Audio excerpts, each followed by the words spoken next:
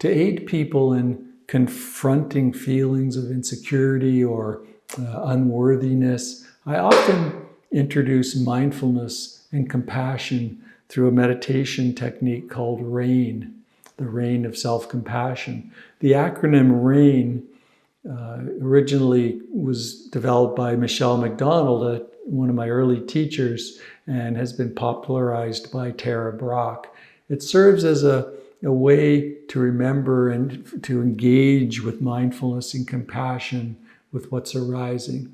It comprises 4 essential steps, each one for each of the letters of RAIN. Number 1 is to recognize what is happening. Number 2 is to allow the experience to exist without any resistance.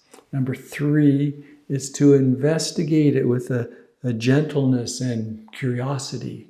And number 4 is to apply a natural awareness, cultivating this awareness through detachment from the experience. In the first step we recognize what's going on. We learn to consciously acknowledge the thoughts, feelings, whatever it might be that's impacting us in any given moment.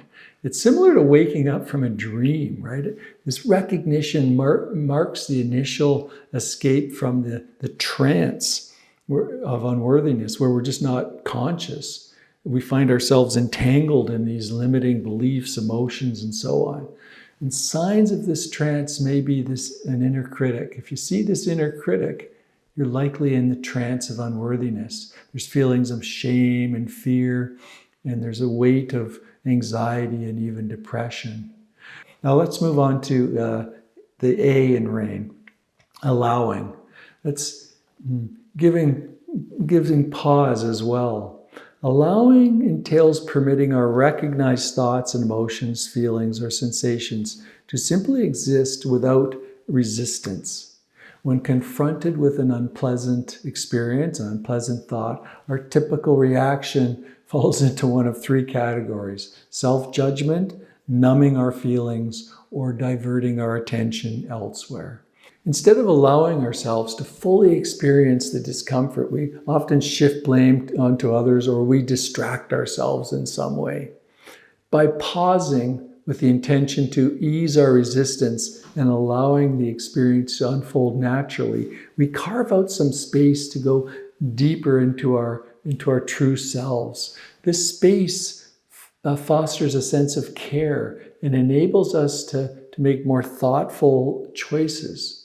Viktor Frankl's profound insight, quote, "Between stimulus and response, there's a space, and in this space lies our power and our freedom." This underscores the significance of allowing. For instance, one individual discovered that by allowing herself to feel the tension in her body and the craving for food, she could disrupt her binge eating patterns. By remaining present with the discomfort and showing herself kindness, she unearthed underlying feelings of loneliness. Acknowledging these feelings allowed the craving to kind of naturally subside on its own. Moving on to the 3rd letter, the I, investigating with kindness. Investigation involves tapping into our innate curiosity to delve deeper into our present experience. And this act of exploration helps uncover unconscious beliefs that may be influencing our experiences and reinforcing our identification with a constrained sense of self.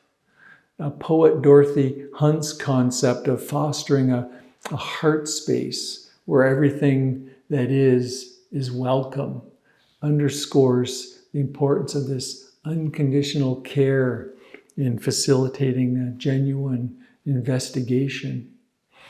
I personally experienced the transformative power of investigation during a long period of chronic pain. As I acknowledged and accepted the suffering that went along with it, I found self-hatred even. I found by investigating it and acknowledging it, I could soften it with compassion. Now let's explore the N, which I'm calling natural awareness. It's also been called Michelle McDonald called it non-identification, and I think Tara Brach calls it nurturing. I'll call it a natural awareness. Natural awareness emerges when we disentangle from identifying with our limited selves, with our thoughts and emotions. And by loosening this identification, we open ourselves to intuitively living from the inherent love and compassion that's our true nature. When the first 3 steps of RAIN involve intentional engagement with what's happening, the N, the way I'm using it, represents a liberating return to our natural, authentic selves. Here we simply rest in our natural awareness that is always and already there, unburdened by the constraints of limiting emotions, narrative stories, and thoughts. It's important to remember that the RAIN practice is not a one-time thing that we do, but rather it's really a lifelong journey for many of us. With each practice, we may encounter shifts that occur, and a growing sense of compassion and openness. The RAIN meditation empowers us to confront our fears, confront our uncertainties with a healing presence, liberating ourselves from old habit patterns and restricting self-beliefs. Ultimately, we come to realize our natural presence, our ground of our being as the truth of our being, transcending any narrative of inadequacy or imperfection that we might have.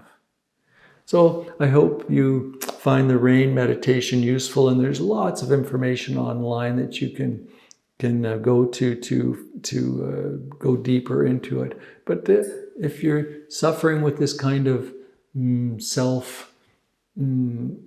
lack of self-compassion, then I encourage you to explore this a little bit. It may help you get in touch with a healing presence that is always and already within you.